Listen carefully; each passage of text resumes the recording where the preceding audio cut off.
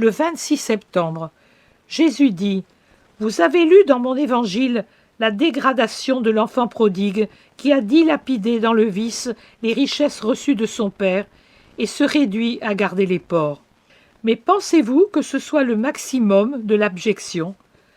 En vérité, je vous dis que s'il vous était accordé de comparaître devant moi avec votre corps et vos vêtements, et que l'un de vous montait à moi, porté par la mort dans le vêtement le plus crasseux d'un porcher qui serait tombé mort dans l'étable au milieu des ordures, il répugnerait moins aux célestes habitants de mon royaume et susciterait moins mon mépris que l'apparition de l'âme contaminée par les vices de la chair.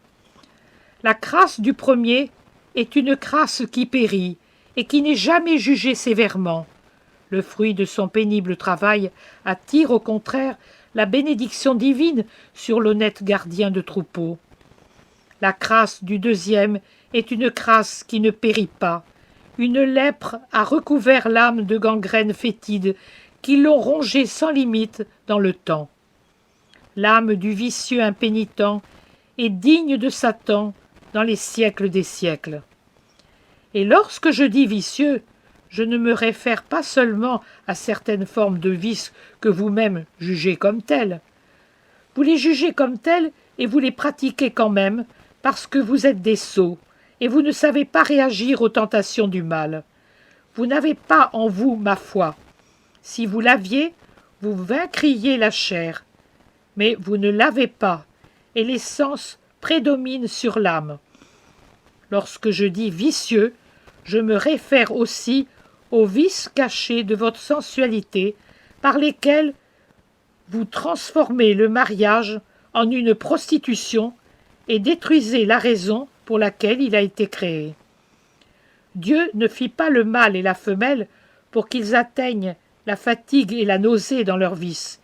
Il les a faits pour une raison très haute. Quand il a dit « Faisons l'homme à notre image et à notre ressemblance, et donnons-lui un soutien pour qu'il ne soit pas seul », il sous-entendait, dans sa divine pensée, qu'outre la partie spirituelle et intellectuelle qui vous rend semblable à Dieu, vous lui ressembliez dans la création d'autres vies. Mais vous rendez-vous compte de la ressemblance sublime que Dieu vous a donnée, celle de créer d'autres créatures, vous, hommes et femmes, qui vous mariez. Êtes aussi des créateurs d'êtres humains, comme le Dieu éternel. Eh bien, qu'avez-vous fait d'une telle mission?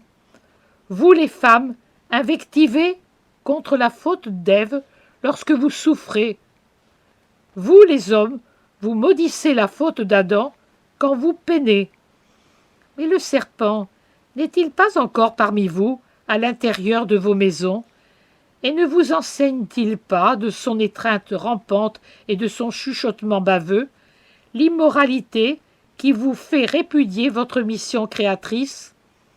Et n'est-ce pas du vice que de se donner à la sensualité jusqu'à la nausée, tout en se refusant à la paternité et à la maternité?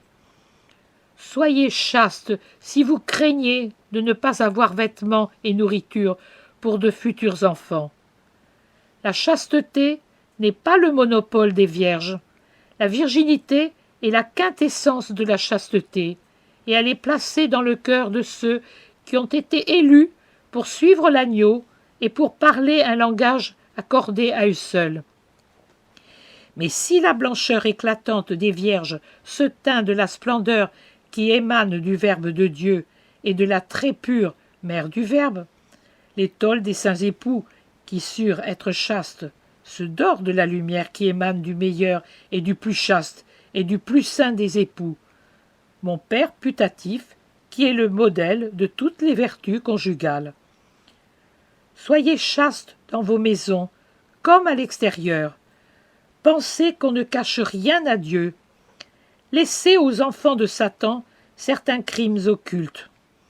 Ne soyez pas inférieurs aux bêtes qui comprennent la beauté de la procréation et qui savent se mettre un frein quand la mauvaise saison priverait leurs petits de nourriture. Aimez-vous, et aimez-moi en pensant, non pas au jour si court d'ici-bas, mais au jour éternel, et faites qu'il soit plein de lumière. Soyez bénis dès maintenant, époux, qui savez être saints et vivre dans ma loi. Les anges viennent s'asseoir près de vos foyers et ne refusent pas de veiller sur votre repos, puisque rien en vous n'offense ces esprits lumineux qui voient mon visage et, bien heureux de sa lumière, ne peuvent regarder ce qui est à l'opposé absolu de la lumière. Et vous, époux qui n'êtes pas comme cela, retournez sur le droit chemin. Ce n'est pas en refusant à la vie de naître que vous allez augmenter vos richesses. Celles-ci, comme à travers un crible défoncé, fuiront en 1000 filets, car d'autres vices et péchés donneront l'assaut à vos avoirs, et vous serez pauvres en ce monde et au ciel par votre faute.